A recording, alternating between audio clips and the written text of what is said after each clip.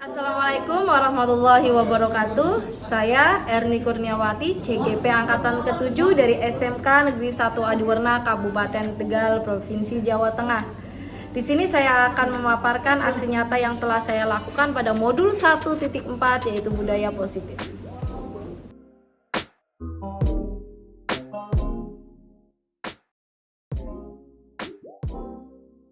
Persaingan dalam dunia kerja menuntut para lulusan SMK Negeri 1 Adiwerna untuk berebut menempati posisi. Sekolah dituntut untuk meningkatkan hard skill dan soft skill peserta didik untuk dapat memberikan wawasan dan informasi agar siswa mendapatkan pandangan dan nantinya siap dalam pilihan karir. Banyaknya anak yang masih belum menyadari dan mengkondisikan perilakunya memunculkan fenomena perilaku siswa yang menyimpang dari aturan dan ketidaksiapan dalam pilihan karir. Pentingnya keyakinan kelas untuk menguatkan komitmen dengan siswa menjadikan siswa lebih mandiri dan bertanggung jawab terhadap diri mereka sendiri. Selain keyakinan kelas, bentuk informasi nyata juga dibutuhkan oleh siswa.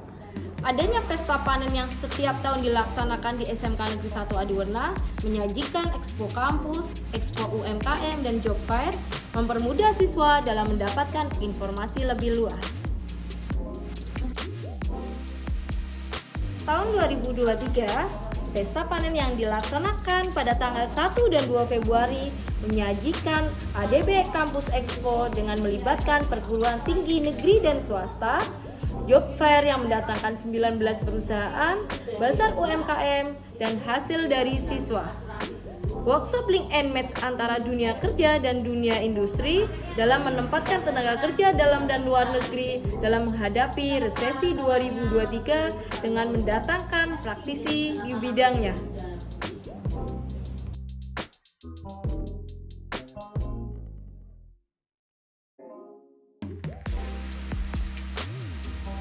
Oke, assalamualaikum warahmatullahi wabarakatuh. Saya Erni Kurniawati. Kita di sini mau berbagi seri tentang pengalaman saya pada saat mengikuti guru penggerak. Ada diseminasi budaya positif di sekolah. Yang pertama, kita harus mengetahui dulu tentang pendidikan. Pendidikan menurut Ki Hajar Dewantara itu berhubungan dengan kodrat alam dan zaman. Jadi kalau misalnya kita itu berada di lingkungan SMK Negeri 1 Adiwerna itu kan lebih cenderung ke industri ya. Jadi lokasi kita kan lokasi industri. Jadi pengembangan anak-anak kita memang berbasisnya industri. Beda lagi dengan anak-anak yang mungkin basisnya itu di kelautan atau di pegunungan, di Bumi Jawa atau misalnya di Walureja. Mungkin kita tidak bisa menyamakan cara pendidikan kita itu dengan pendidikan yang ada di Walureja atau di SMK Bumi Jawa karena berhubungan dengan kodrat alam. Kemudian kodrat zaman. Nah, kodrat zaman ini ada teman-teman kita masih selalu terpatok bahwa biyen dulu kala SMK Negeri 1 Adiwerna seperti ini dan seperti itu. Padahal regulasi itu selalu berputar sehingga kita harus tetap bisa mengikuti perkembangannya zaman. Kemudian guru berfungsi menjadi fasilitator dalam pengembangan potensi murid untuk menanamkan nilai profil pelajar Pancasila.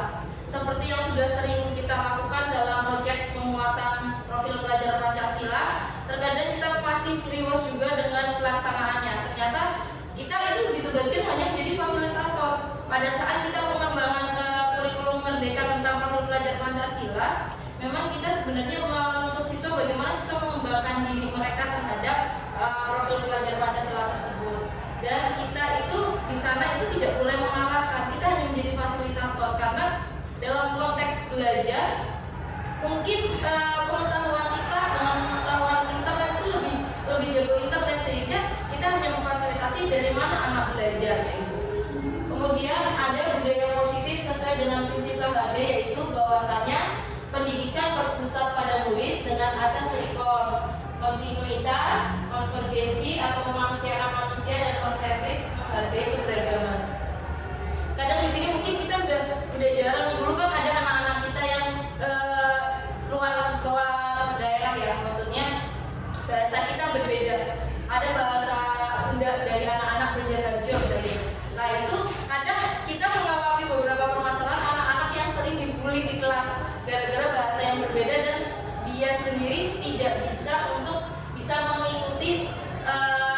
pelajaran bahasa Jawa lah, itu nanti bagaimana kita bisa mendampingi anak-anak tersebut untuk menjadikan dia lebih mandiri lagi. Kemudian selaras dengan penerapan disiplin positif yang dapat memandirikan dan dapat membentuk karakter murid untuk menjadi lebih baik. Kemudian sebelum menjawab lagi ada yang namanya nilai dan peran guru penggerak. Ini sebenarnya diterapkan juga di lingkungan kita sebagai seorang guru. Yang pertama adalah nilai mandiri. Kita seorang guru itu memang harus bisa lebih mandiri lagi dalam berperilaku. Mandiri ini contohnya apa sih? Mandiri tersebut misalnya dalam segi kita memperoleh pengetahuan, pendidikan dan sebagainya. Kita tidak harus menunggu sekolah itu ada pelatihan apa sih gitu kan. Misalnya dari sekolah ada pelatihan apa, saya ditunjuk untuk sekolah untuk melakukan pelatihan dan sebagainya. Kalau bisa sih kita yang selalu mencari pengembangan untuk diri kita, sehingga apa yang akan kita sampaikan ke anak-anak kita itu kita udah punya gambaran lebih luas lagi. Kemudian reflektif, ada inovasi, kita memberikan pembelajaran lebih kreatif lagi, dan adanya kolaboratif, kita berkolaborasi satu sama lain. Contohnya kita di BK sendiri di sini itu kan saya memahami bahwa kita itu saling mempunyai kelebihan satu sama lain. Ada yang modelnya agak santai, ada yang modelnya agak sedikit tegang, ada yang modelnya ini. Kita itu saling berkolaborasi sehingga kita saling membantu satu sama lain dalam memecahkan masalah. Ini juga sudah menerapkan nilai-nilai seorang guru penggerak. Kemudian berpihak pada murid di sini bahwasanya bahwa kita itu tetap mengutamakan kepentingan murid. Bagaimana sih yang dibutuhkan oleh murid? Kenapa kemarin itu ada yang ketika kita mengambil asesmen, ayo kita kenali diri sendiri. Terus apa sih yang kamu butuhkan? Masalah apa sih yang sedang kamu alami gitu? Nah, perannya sendiri, peran kita menjadi seorang guru penggerak yaitu menjadi pemimpin pembelajaran. Jadi menggerakkan komunitas praktisi. Misalnya menggerakkan komunitas praktisi itu adalah misal contoh yang sedang saya gerakan di sana adalah komunitas praktisi di bidang kewirausahaan. Jadi saya membentuk anak-anak di bidang kewirausahaan itu untuk bisa meng-up diri mereka, membuat perusahaan, dan mereka itu bersosialisasi itu. Waktu itu tujuannya adalah ketika mereka lulus tidak bisa bekerja dan perusahaan sudah berjalan, maka anak-anak kita itu sudah bisa memiliki usaha sendiri sehingga lulus mereka sudah punya pegangan. Kemudian adanya menjadi coach guru lain. Coach guru lain adalah bagaimana kita saling bersharing, berbagi ilmu di sana. Terus mendorong kolaborasi antar guru dan mewujudkan kepemimpinan murid. Kemudian ada visi guru penggerak. Ini visi guru penggerak di sini yaitu penerapan filosofi pendidikan menurut Ki Hajar Dewantara agar dapat memerdekakan diri murid sesuai kodratnya dengan nilai guru penggerak yang berpusat pada murid dan visi yang menciptakan kebahagiaan dengan mewujudkan siswa yang religius, mandiri, berkarakter, dan berdaya saing dunia. Diperlukan pembiasaan yang baik melalui penerapan budaya positif dengan mengaplikasikan disiplin positif, motivasi perilaku manusia, posisi kontrol, keyakinan kelas, dan segitiga restitusi. Ini yang akan kita bahas pada pertemuan kali ini tentang budaya positif. Jadi ada berkesinambungan antara peran pendidikan, terus bagaimana kita menjadi seorang guru, dan apa sih visi kita menjadi seorang guru dengan penerapan budaya positif yang ada di sekolah. Kemudian ini salah satunya bagaimana kita menciptakan budaya positif. Yang pertama ada disiplin positif, yaitu memberikan pengetahuan konsep disiplin, memberikan konsekuensi logis dan bersikap tegas. Ini karena kita guru BK sudah sering kita lakukan, jadi kemungkinan kita tidak akan mengalami kesulitan saat ini karena ada yang namanya hukuman, ada yang namanya konsekuensi itu terkadang masih bingung dalam penerapannya. Terus ada lagi tentang motivasi perilaku manusia. Ini menjadi fasilitator dalam membuat kesepakatan dan peraturan dan sanksi yang dibuat oleh sekolah. Jadi maksudnya di sini adalah manusia itu mempunyai kebutuhan dasar masing-masing, sehingga kita harus bisa memahami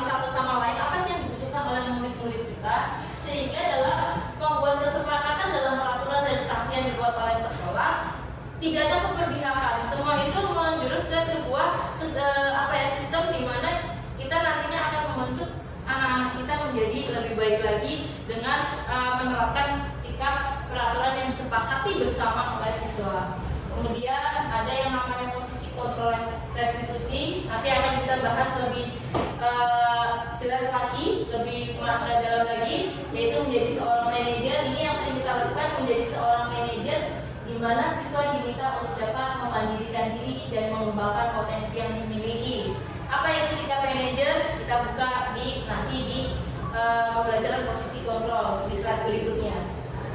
Kemudian ada segitiga restitusi, yaitu menciptakan kondisi bagi murid untuk memperbaiki kesalahan sehingga mereka akan kembali ke kelompok mereka yang karakter lebih kuat. Ini sudah sering kita lakukan dalam BK, cuman dalam BK itu kan selalu memberikan pertanyaan lebih terbuka lagi, lebih eksplornya lebih luas. Namun di segitiga restitusi ini seperti konseling singkat, nanti kita bahas juga di sini.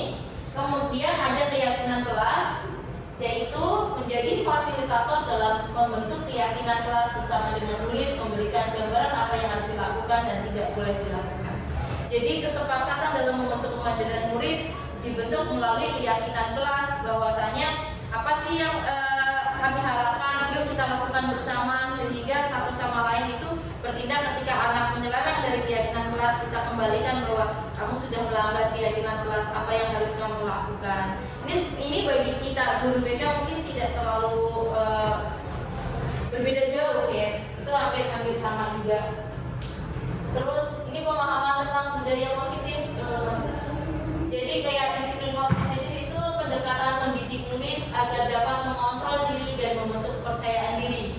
Karena pada dasarnya gini, ketika posisi kedisiplinan yang diterapkan itu tidak melibatkan murid, kita itu kan juga ketika digenggam sesuai dengan peraturan juga tidak diinginkan ya. Kenapa? Memang ketika membentuk komitmen tentang disiplin positif ini melibatkan murid. Untungnya di sekolah kita juga dalam membentuk peraturan sekolah selalu melibatkan murid.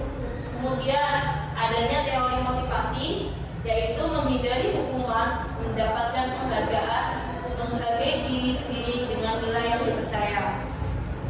Menghindari hukuman di sini bahwasanya ketika ada murid kita yang bersalah, usahakan kalau misalnya dalam memberikan umpan baliknya itu tidak dengan sesuatu yang menyakitkan, yaitu berikan konsekuensi secara logis. Kesalahannya apa harus berkesinambungan dengan apa yang harus dipertanggungjawabkan oleh siswa, yaitu dengan bentuk konsekuensi, bukan hukuman. Kemudian adanya kebutuhan dasar manusia, yaitu ini yang sering kadang-kadang kita abaikan, terus kita melihatnya adalah diri kita masing-masing, padahal kita harus mengutamakan kepentingan murid, yaitu bagaimana bertahan hidup, adanya kasih sayang, penguasaan, kebebasan, dan kesenangan. Misalnya di sini kebebasan, misal contoh kita memanggil murid pada saat jam istirahat, padahal jam istirahat itu jam yang paling ditunggu-tunggu oleh murid, ya kan? Jam yang paling ditunggu-tunggu oleh murid. Pada saat istirahat ini, istirahat nih, saya bebas nih dari pelajaran. Waktu dipanggil lah sama kita guru BK. Nah itu juga kurang efektif nih, bahwasanya kebebasan anak-anak kita lagi direnggut nih di sini. Jadi kalau misalnya panggil jangan pas jam istirahat. Terus adanya segitiga restitusi. Segitiga restitusi ini adalah menstabilkan identitas, terus validasi tindakan yang salah, kemudian ada yang namanya menanyakan keyakinan. Nanti kita belajar di slide berikutnya. Terus posisi kontrol tadi, penghukum, membuat rasa bersalah, menjadi seorang teman, pemantau, dan manajer. Ini hukuman dan penghargaan. Hukuman dapat diganti dengan konsekuensi yang sesuai dengan kesalahan, dan penghargaan diberikan untuk meningkatkan prestasi. Nah, menurut teman-teman, hukuman dan penghargaan, penghargaan itu salah atau benar? Menurut teman-teman, penghargaan itu salah atau benar? Benar. Benar. Oh, Pak Rizky.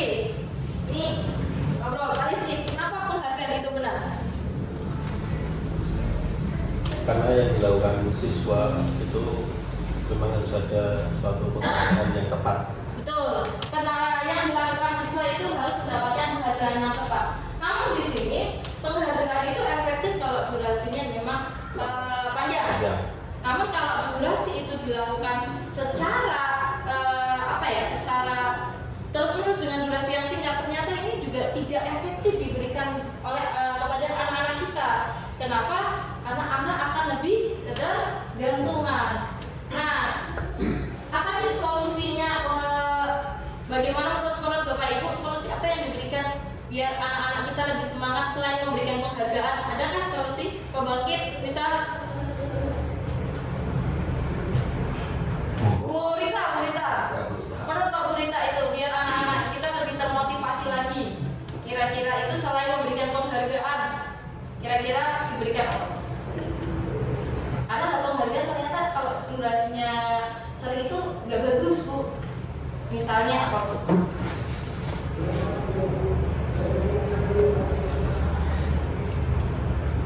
Ada nggak? Teman-teman bulan, Pak, apakah sekali itu lebih apa ya? Lebih familiar nih di sini. Kira-kira apa, Pak? Memang kalau hukuman dan pemberian hadiah itu dua-duanya memang sebagai candu. Betul. Candu, karena bisa jadi anak akan termotivasi tertentu karena diberikan dua hal. Jadi kita harus mengerti apa yang dilakukan oleh anak. Pada saat anak melaksanakan tugas dengan baik, maka dia akan berkomitmen bahwa tugas itu memang baik untuk dirinya. Betul. Paling tidak ada tujuan hidup yang dicapai pada saat anak tersebut mendapatkan sesuatu yang baik. Dan itu adalah hadiah terbesar untuk masa depan. Siap. Luar biasa. Jadi di sini tepuk tangan dulu deh, Bapak. Jadi di sini memberikan pemahaman kepada anak bahwasanya apa yang dilakukan anak memang itu tujuannya memandirikan. Jadi biar anak itu ketika menargetkan sesuatu tidak karena ada hadiah di dalam, betul ya Pak ya, luar biasanya. Kemudian ada keyakinan kelas di sini ini adalah disiplin positif yang dapat diterapkan untuk membangun budaya positif di sekolah. Ini kembali lagi, kenapa sering kita lakukan itu, jarang kita lakukan itu, yaitu keyakinan kelas. Keyakinan kelas di sini bahwa komitmen di awal. Saya itu belajar lebih banyak juga dari Pak Kas ketika melakukan interaksi bahwa di awal pembelajaran yuk kita kesepakatan. Tadi saya juga lupa membuat kesepakatan sama teman-teman ya di awal ya. Yuk kita kesepakatan dulu teman-teman apa yang akan kita tuju di sini, arahnya mau kemana, kita bikin kesepakatan secara bersama. Jadi ketika nanti ada anak yang melanggar, konsekuensinya anak sudah jelas ya Pak Kas ya. Sudah dapat diterima oleh anak bahwasanya ketika saya melanggar hal tersebut maka saya akan mendapatkan konsekuensi yang seperti ini. Jadi dibikin kesepakatan kelas melalui keyakinan kelas. Kemudian adanya refleksi perubahan, yaitu perubahan yang terjadi dalam pemikiran bahwa siswa dapat berkembang optimal sesuai dengan peran kita sebagai seorang pendidik. Maka dari itu saya akan memulai membentuk budaya positif akan menjadi sebuah kebiasaan disiplin positif. Karena di mana ada kedisiplinan, di sana ada kemerdekaan. Untuk dapat membawa murid yang merdeka, selamat dan bahagia, kita harus merubah kebiasaan kita untuk melaksanakan budaya positif. Artinya di sana bahwasanya memang sebuah disiplin itu akan membawa sebuah kebahagiaan. Saya merasakan sendiri di saat saya juga bermasalah di hal-hal misalnya absen dan sebagainya, sehingga saya terkena masalah dan di situ kan membuat saya pusing gitu, tidak bahagia. Tetapi kalau datangnya mungkin pagi, PR dikerjakan, semua peraturan ditaati, tidak adanya ini, kita kan di sini merasa bahwa anak-anak kita tidak akan menjadi permasalahan. Apa sih yang menjadi masalah dalam diri kita ketika kita tidak disiplin dalam melaksanakan sesuatu? Jadi misalnya, waduh PR saya belum dikerjakan, maka anak-anak akan merasa takut di sana, takut ketemu guru, waduh saya tidak bisa mengerjakan soal yang diberikan Bu Nini misalnya gitu. Maka anak-anak di situ juga merasa was-was. Jadi di sini kedisiplinan positif itu mencakup banyak hal, dari waktu, perilaku, dari perkataan, dari sikap, itu semua menyangkut dalam hal disiplin positif. Sehingga ketika anak-anak kita sudah dapat menerapkan disiplin positif, akan dapat membawa anak dalam sebuah kebahagiaan dan dapat memerdekakan diri anak. Kemudian penerapan konsep yang sudah baik, yang di sekolah kita yang sudah baik diterapkan, yaitu adanya disiplin positif kita sudah menerapkan, terus nilai-nilai kebajikan juga sudah kita terapkan, posisi kontrol kita terapkan juga, karena di BK juga kita itu tidak boleh menghakimi anak, cenderung lebih jadi manajer. Kemudian adanya segitiga restitusi kita sudah melakukan. Yang perlu diperbaiki adalah penerapan hukuman dan reward yang terkadang masih kurang tepat keefektifannya, karena kan kita tidak bisa mengontrol teman-teman sejawat kita adalah pemberian hukuman dan reward tersebut. Kemudian 5 posisi kontrol. Nah, dalam 5 posisi kontrol yang diterapkan ini perlu kita pahami bahwa ada yang namanya identitas gagal dan identitas berhasil, perilaku kontrol negatif dan perilaku kontrol positif. Di sana ketika ada perilaku kontrol negatif itu ada yang namanya penghukum dan pembuat rasa bersalah. Pembuat rasa bersalah di sini, misalnya contoh ada guru misalnya pada saat guru itu melaksanakan, aduh kamu tuh mempersulit bu guru karena kamu nih bu guru jadi dimarahi sama bapak kepala sekolah. Nah, hal tersebut termasuk kata-kata dalam membuat rasa bersalah. Kemudian menjadi seorang teman. Ada beberapa rekan-rekan guru yang kadang-kadang menempatkan posisi menjadi seorang teman. Salah sebenarnya tidak, tetapi di situ sebenarnya ada konsekuensi juga. Jadi kalau misalnya teman terus bu ini saya kesulitan, gampang, nanti bu guru deh, nanti bu guru bantu. Itu ternyata bukan sesuatu yang baik juga teman-teman. Meskipun itu masih dalam kategori perilaku kontrol positif. Nah, ada yang namanya pemantau. Pemantau di sini adalah apa konsekuensi. Jadi kita itu masih memantau perilakunya siswa. Jadi kita memberikan pemahaman ke siswa, apa sih kamu sudah melakukan kesalahan apa nih? Apa adalah konsekuensinya? Nah, untuk manajer ini yang sering sudah kita lakukan di manajer. Manajer di sini itu bagaimana kamu akan memperbaiki kesalahannya kamu. Terus nanti apa yang kita yakini, apa kamu yakini hal tersebut. Ini hasilnya itu ini, Bapak Ibu. Kalau menghukum hasilnya adalah memberontak, menendam, menyalahkan orang lain. Jadi ketika ada anak-anak kita dihukum tidak logis, misalnya sesuatu yang bertentangan dengan apa kesalahannya dia, maka ada untuk anak adalah memberontak, menendam atau menyalahkan. Kemudian pembuat rasa bersalah itu terkadang ada yang menyembunyikan, menyangkal atau berbohong. Itu yang akan menjadi efek ke anak-anak kita. Sedangkan untuk menjadi seorang teman tadi masih masuk kontrol positif, namun di sana itu akhirnya anak menjadi ketergantungan ya. Karena ada backingannya nih Pak Guru nih, udah aman nih saya. Itu nggak bagus juga karena nanti anak-anak menjadi ketergantungan. Terus pemantau yaitu menyesuaikan bila diawasi. Kalau pemantau anak guru jadi bagus lah. Itu kalau misalnya pemantau itu kayak gitu. Kemudian kalau menjadi seorang manajer, anak itu dapat dikuatkan watak dan karakter sehingga anak bisa menjadi lebih mandiri lagi. Kemudian ini dia, pernahkah menerapkan segitiga restitusi? Kita guru BK sudah pasti menerapkan segitiga restitusi, meskipun bahasa kita itu berbeda satu sama lain. Kita tuh ada kayak apa ya Pak? Identifikasi masalah, diagnosis, prognosis gitu ya. Itu kalau misal sampai treatment dan evaluasi. Namun kalau segitiga restitusi itu lebih singkat lagi Bapak Ibu, lebih singkat lagi halnya di sini bahwasanya kayak kita melakukan konseling singkat.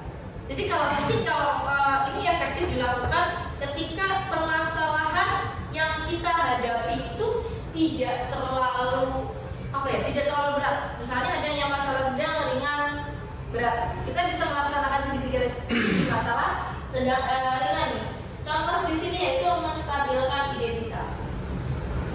Menstabilkan identitas di sini adalah setiap orang pasti pernah melakukan kesalahan.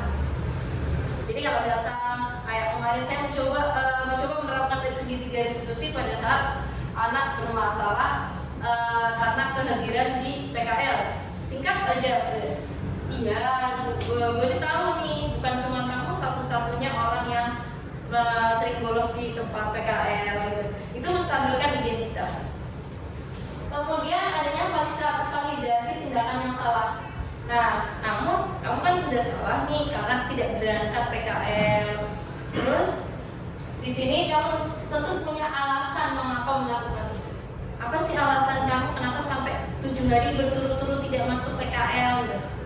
Itu namanya validasi tindakan yang salah. Jadi memvalidasi apa sih alasan siswa kenapa dia melakukan sebuah pelanggaran.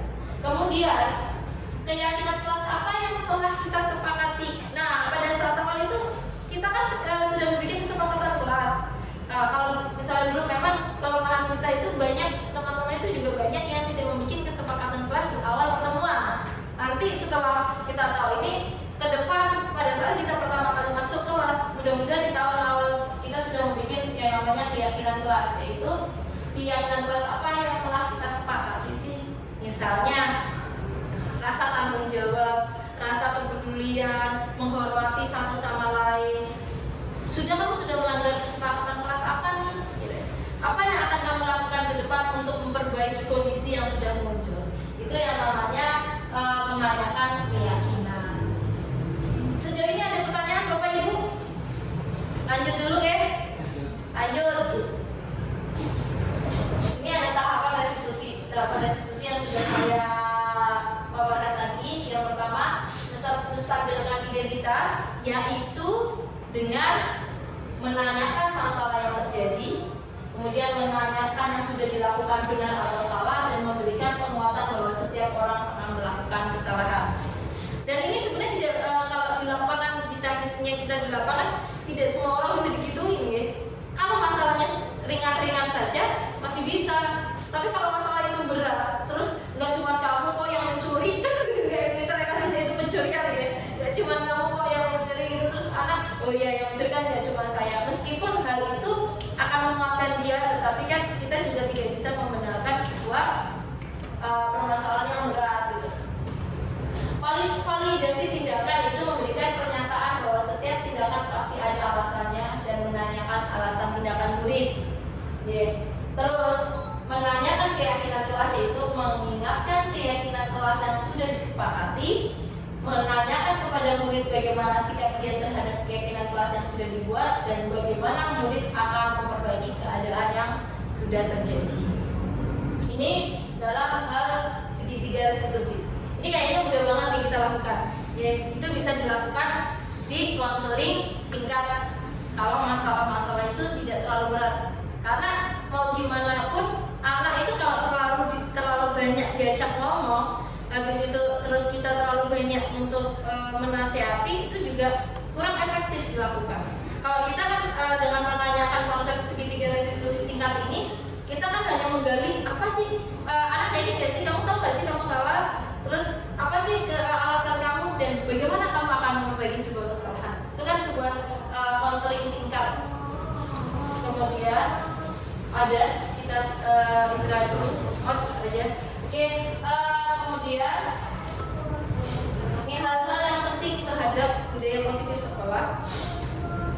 Budaya positif perlu adanya kolaborasi dan dukungan semua warga sekolah agar tercipta keselarasan dalam melaksanakan disiplin positif yang optimal serta didukung oleh sarana prasarana yang menunjang dalam pembelajaran. Memang kita untuk menyatukan persepsi satu sama lain butuh kolaborasi antara semua pihak, tidak cuma hanya sekedar guru BK, kesiswaan, atau hanya sekedar kepala sekolah. Semua pihak yang ada di sini, apalagi SMK Negeri 1 Wadewona mempunyai guru hampir 170 ya, 170. Memang untuk menyatukan persepsi itu butuh kerja keras nih, kerja keras ekstra untuk bisa menguatkan. Kemudian ini rancangan tindakan untuk aksi nyata saya waktu itu. Saya dibuat di bulan Desember akhir. Pada saat itu kan anak-anak kita baru pada PKL, terus banyak diketahui di situ banyak anak-anak yang rambutnya gondrong, terus masih belum bisa beradaptasi lagi di lingkungan sekolah karena 2 tahun kemarin mereka pandemi nggak berangkat, dari situ sekali berangkat mereka tempat PKL sehingga kurang beradaptasi di luar sekolah. Maka komitmen saya adalah memandirikan siswa pasca kelulusan.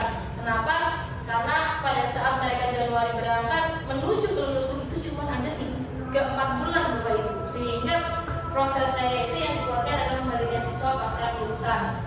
Latar belakangnya yaitu setelah melaksanakan PKL selama 6 bulan di industri, kembali ke sekolah muncul beberapa permasalahan dalam diri anak, perilaku yang melanggar aturan dan ketidaksiapan dalam pilihan karir, padahal tidak lama lagi akan lulus dari bangku sekolah. Tujuannya itu membentuk disiplin positif bagi siswa, siswa mempunyai karakter yang baik, siswa siap dalam pilihan karir. Terus tolak ukurnya yaitu siswa secara mandiri menerapkan perilaku disiplin positif dan dapat bertanggung jawab terhadap dirinya serta lingkungannya. Kemudian di sini ada lini masa yang dilakukan, proses yang dilakukan yaitu menyebar angket assessment, itu sudah saya lakukan di awal waktu kemarin. Membuat program pelaksanaan, membuat keyakinan kelas, melaksanakan layanan, evaluasi kegiatan dan laporan pelaksanaan program. Ini masih berproses, program pelaksanaan sudah dibuat juga. Terus keyakinan kelas juga sudah dibuat di beberapa kelas.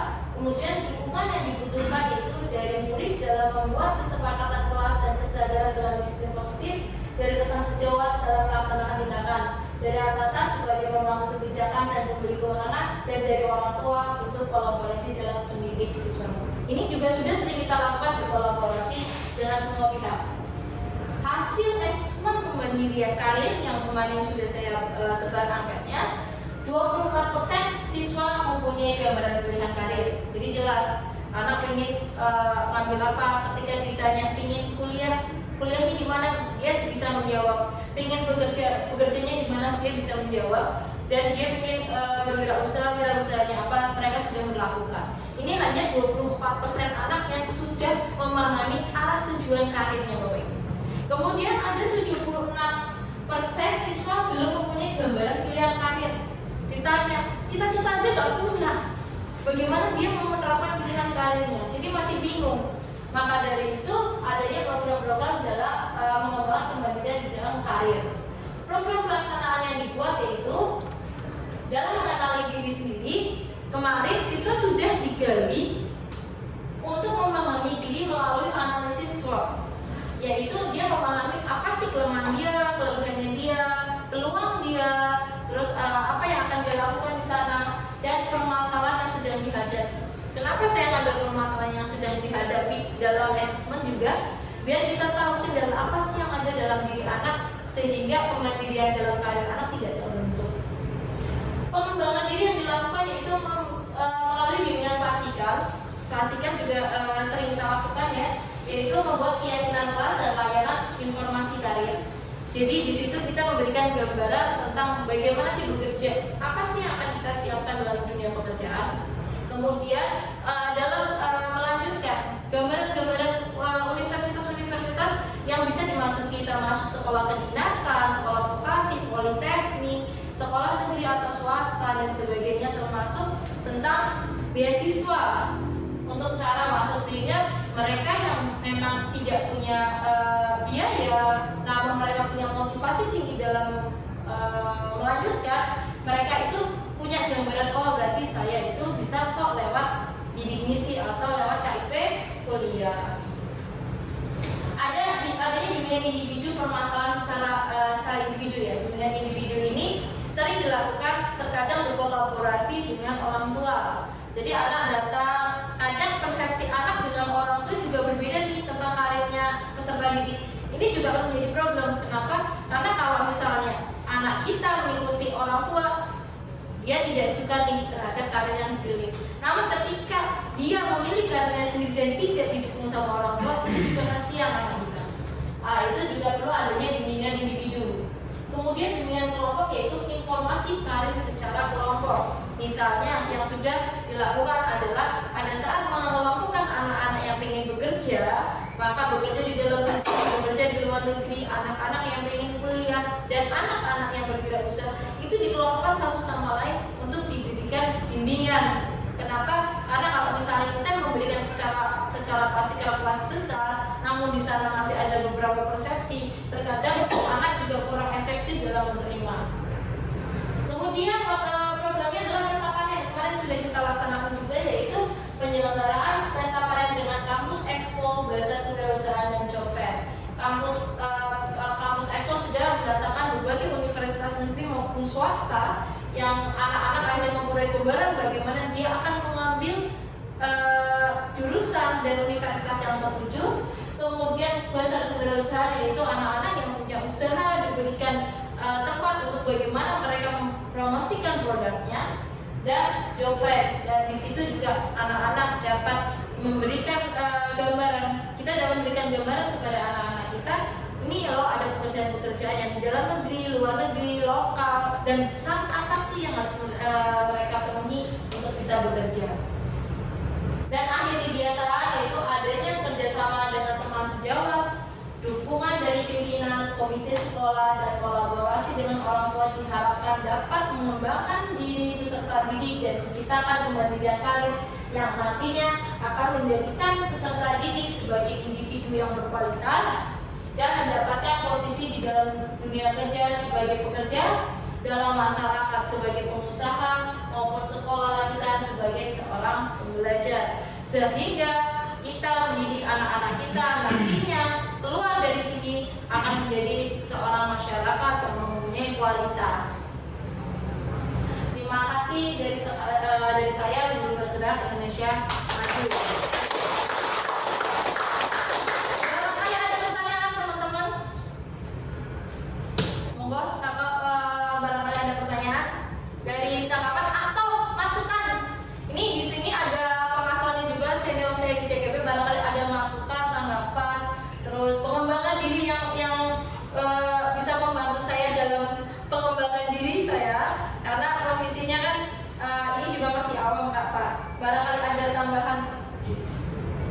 Masih Bu Erni sudah luar biasa menentukan peristiwa kegiatan dari mulai awal sampai akhir. Hanya mungkin titik kita itu pada cara bagaimana kita melaksanakan praktek tersebut atau menjadi tempat untuk bisa orang melihat kita apa yang kita lakukan. Yang kedua, bahwa perilaku tersebut juga tercipta dari unsur orang tua. Apakah nanti UMR akan misalnya mengusulkan kepada sekolahan arti budaya positif yang sesungguhnya. Dan yang kedua, apakah nanti akan memberikan sebuah sosialisasi ini kepada orang tua pada saat orang tua dikembalikan ke sekolah. Langkahnya apakah seperti itu atau bagaimana? Terima kasih. Pak. Betul, saya pahitnya dapat tercerahkan lagi Pak. Memang sejauh ini kita hanya berkolaborasi dengan orang tua, berperan hanya orang tua yang memang beberapa datang ke sekolah dari sejauh ini. Memang kegiatan di tahun ini untuk parenting cenderung hanya untuk informasi singkat ya Pak. Belum penerapan budaya positif, karena memang hal ini penting dilakukan sekolah untuk dapat mendukung program-program sekolah dalam mempendidikan siswanya. Nanti insya Allah bareng-bareng di komunitas kita BK yang konseling mungkin akan mengajukan ibu pentingnya budaya positif di sekolah, sehingga orang tua itu oh iya saya pahami anak saya di sekolah harus ngapain dan saya harus bagaimana untuk mendukung anak saya dalam memperoleh pendidikan dan mengembangkan dirinya dalam pendidikan itu ya Pak Kas. Ya, siap. Oke, Bapak Suwan Pak Kas, luar biasa. Nanti kita ke depan mungkin pengembangannya arahnya ke sana. Oke, Bapak Suwan. Ada pertanyaan lagi, Bapak Ibu? Barangkali ada yang perlu ditambahkan lagi dari mungkin program-program yang akan kita kembangkan ke depan. Satu lagi Bapak Ibu. Kemarin saya mencoba untuk membuat komunitas praktisi selain kelas browser itu adalah tentang konseling digital. Kemarin kayaknya dari Pak Kusmedi itu sudah sempat membuat tentang konseling digital ya Pak. Mungkin kita akan bareng-bareng mencoba untuk mengembangkan biar anak-anak kita yang mungkin tidak bisa tereksplor secara langsung, bisa mereka itu lewat media digital, sehingga mungkin yang mereka individunya yang tidak mau diungkapkan bisa dilakukan melalui digitalisasi, sehingga kita dapat membantu tentang permasalahan siswa melalui akses digital gitu. Oke, ada pertanyaan? Oke, ulang. Ya, terima kasih Bu. Ini terkait tadi di pembahasan yang terkait asesmen. Itu kan ada ada hasil dari asesmen tersebut. 24% sudah memiliki gambaran, dan 76% itu belum memiliki gambaran di pilihan karirnya. Kemudian pengambilan ini dilakukan menggunakan Google Form. Evaluasinya itu bagaimana terkait dari 76% itu masih besar sekali untuk siswa belum memiliki gambaran pilihan karir tersebut. Nah, ini yang pertama. Kemudian yang kedua, tadi menarik di segitiga restitusi, Bu. Itu kami dari BK kan tidak hanya menangani siswa-siswa yang bermasalah di pribadi saja. Betul. Dari mulai kita berangkat pagi, itu kan ada siswa yang terlambat. Itu saya menariknya di situ. Ketika anak ada yang terlambat, itu kan kita bisa melakukan lihat di kelas seperti yang tadi Pak Hasan bilang, komitmen di awal, kemudian dijelaskan juga berarti ada perubahan sikap dari siswa yang memang sudah melakukan tersebut. Nah, kuncinya menurut Ibu itu bagaimana kita sebagai guru BK seperti itu. Terima kasih. Terima kasih Bulan atas pertanyaannya. Yang pertama, dari 76% siswa belum mempunyai gambaran pilihan karir. Apa yang akan kita lakukan? Sebelum menginjak tentang program pelaksanaan yang saya bikin ini, kita bikin asesmen dulu. Asesmen yang 76% kita kembangkan melalui program pelaksanaan, yaitu bagaimana siswa mengenali diri sendiri dulu. Jadi ketika di asesmen itu terbentuk, ternyata ada 76% siswa yang memang belum tahu apa-apa nih setelah lulus mau kemana dan bagaimana. Maka saya melihat di cara mengenali diri sendiri, yaitu membagi angket anak siswa juga dan apa sih permasalahannya dan punya gambaran apa. Dengan melihat potensi yang dia miliki, maka kedepannya dia bisa menggunakan potensi yang dia miliki untuk dapat meningkatkan diri melalui pilihan karir. Kemudian cara pengembangan karirnya, ketika ada siswa sendiri di sini masih bingung anak-anak, dibilang bingung, banyak anak-anak yang bingung. Kenapa? Kadang dalam membuat potensi dan penguatan diri, anak-anak itu masih terlalu stuck di situ, belum bisa berpikir secara luas. Maka kami menggunakan yaitu pengembangan diri, yaitu dengan adanya bimbingan klasikal. Step by step kita berikan gambaran-gambaran tentang dunia kerja, baik dunia kerja, informasi karir tentang melanjutkan, dan tentang berwirausaha. Dalam dunia kerja, anak-anak kita masih terpatoknya tempo dulu. Pada saat jaya-jayanya orang anak-anak JPBK tuh lalu. Namun kenyataannya di sini itu kita sudah terlalu terjerat sama otonomi daerah. Maka kita dikasih gambaran nih. Ketika ini ada seperti ini, apa yang akan kamu lakukan? Kita memberikan gambaran-gambaran secara lebih luas lagi. Ketika kita tidak bisa bekerja di dalam negeri, bagaimana bekerja di luar negeri? Apa yang harus kamu tetapkan? Ketika tidak bisa bekerja dari luar negeri, apa sih tindakan yang akan kamu lakukan lagi? Nah, itu kita berikan gambaran-gambaran di sana, termasuk informasi tentang universitas. Kadang anak, saya pengen universitas tapi saya nggak punya uang. Gitu. Kadang-kadang dipikirnya adalah ketika kita melanjutkan harus punya uang. Anak-anak mungkin kurang ada gambaran bahwa ada loh beasiswa KIP yang nanti kuliah itu gratis. Ada loh program-program sekolah swasta juga yang memang memberikan anak-anak ya Pak Mas. Dan ini kan anak-anak kurang tahu nih, sehingga diberikan gambaran tersebut. Dan termasuk masalah sekolah kedinasan. Kadang tahunya sekolah kedinasan itu udah langsung ini nih PNS, padahal tidak semua sekolah kedinasan itu kan langsung penempatan PNS, pasti ada hal lain. Dan kita juga berikan gambaran penguatan bagaimana sekolah kedinasan juga persaingannya kan masih lingkupnya nggak terlalu besar. Jadi kalau misalnya kayak PKTJ di situ ada 40 orang siswanya mahasiswanya, maka persaingan dalam dunia kerja kan hanya itu saja nih, karena seluruh Indonesia di transportasi darat ya cuma di PKTJ kok ya Pak Mas. Nah, jadi kan persaingannya lebih lengkap. Jadi apa sih yang diuntungkan ketika anak-anak kita mengajar sekolah kedinasan dan sebagainya. Sama halnya dengan gambaran tentang berwirausaha. Banyak orang-orang ketika berwirausaha itu patokannya apa sih? Oh ya udah, ketika udah kepepet baru usaha. Nah, kita tetapkan juga bagaimana anak-anak berwirausaha dengan membuat ilmu-ilmu yang harus saya lakukan, baik dari segi pemikiran manajemennya, pemikiran bisnis plan-nya, maupun bagaimana anak-anak memasarkan produknya, termasuk penguatan mental dalam berwirausaha.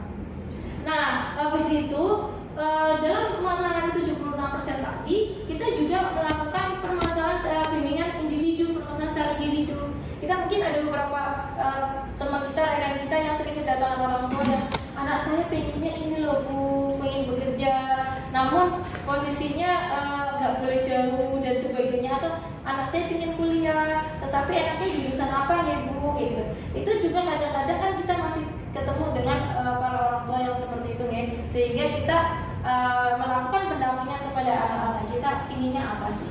Karena gini, kadang di awal tahun ada yang ingin kuliah, satu kelas itu kuliah ambil sekitar 10, yang bekerja 20, yang berwirausaha misalnya 10 gitu. Tapi pada kenyataan setelah di lapangan kan tidak kayak kemarin, ternyata kita kelolahan yang mau mengambil kuliah aja kok target 76, kok yang berdasar cuma 30-40 ya. Nah itu perlu pendampingan di sana, termasuk tentang informasi karir secara kelompok. Nah, eksekusinya sudah kita lakukan kemarin melalui pesta panen ya. Eksekusinya dari pesta panen itu kan diberikan gambaran anak. Ini loh perusahaannya, perusahaan. Tanya, apa sih yang kamu tahu langsung dari praktisinya nih perusahaannya. Termasuk dari melanjutkan kita mendatangkan banyak universitas, bagaimana anak harus bertanya satu dan memulai gambaran apa sih yang harus dipersiapkan dalam melanjutkan gitu. Termasuk bahasa wirausaha.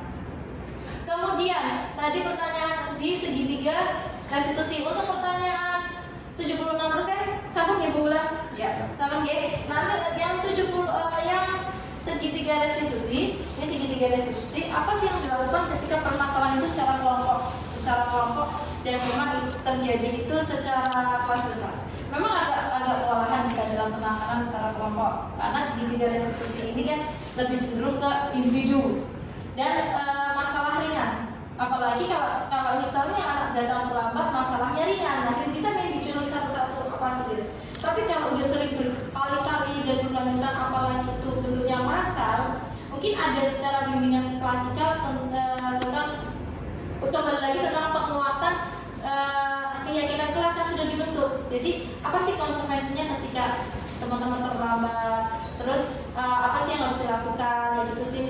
Salah nggak sih ketika terlambat? Itu memang diperlukan penguatan secara massal. Namun memang untuk prakteknya di lapangan, terkadang di sini sudah membaik, datang lagi penghuni yang baru, datang lagi anak-anak yang baru yang terlambat. Ini memang perlu dikuatkan lagi. Termasuk komitmen sekolah dalam membuat peraturan yang ada. Karena memang ada beberapa sekolah yang di luar sana dalam pengembangan kurikulum merdeka ternyata sudah menggunakan kurikulum sekolahnya masing-masing, Bapak, bukan terpatok sama kurikulum yang ada.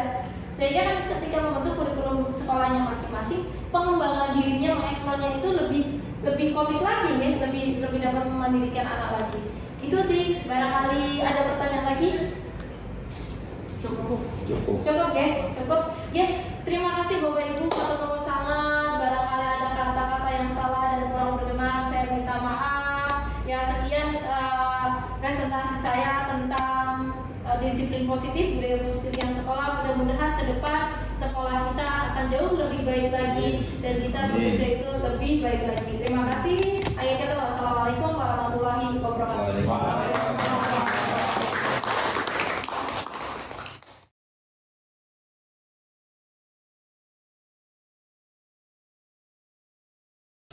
Oke, sudah luar biasa aksi nyata yang telah disampaikan oleh Ibu Erni Kurniawati, SPD, calon guru penggerak Angkatan 7, SMK Negeri 1 Aduwerna, Kabupaten Tegal, Provinsi Jawa Tengah.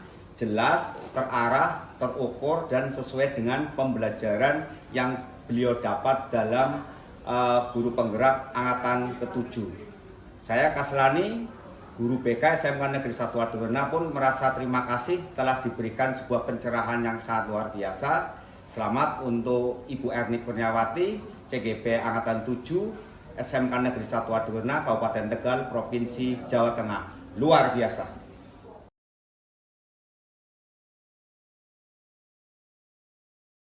Perkenalkan, nama saya Alif Saki Ramadan dari kelas 12 TKR 1.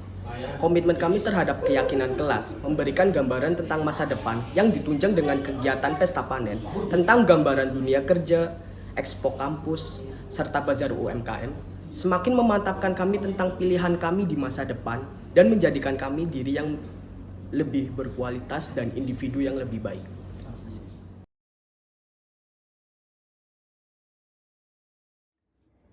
Refleksi dalam kegiatan aksi nyata yang sudah saya buat adalah penerapan budaya positif akan lebih bijak ketika adanya kolaborasi antar semua warga sekolah sehingga terjadi keselarasan yang optimal serta didukung sarana dan prasarana yang menunjang dalam pembelajaran. Perbaikan dalam penerapan budaya positif yang sudah dilakukan melalui aksi nyata, yaitu perlu adanya peningkatan dalam keyakinan kelas sehingga terjadi komitmen antara guru dan siswa untuk dapat memandirikan diri siswa agar nantinya siswa dapat bertanggung jawab terhadap dirinya sendiri. Terima kasih, Guru Bergerak Indonesia Maju.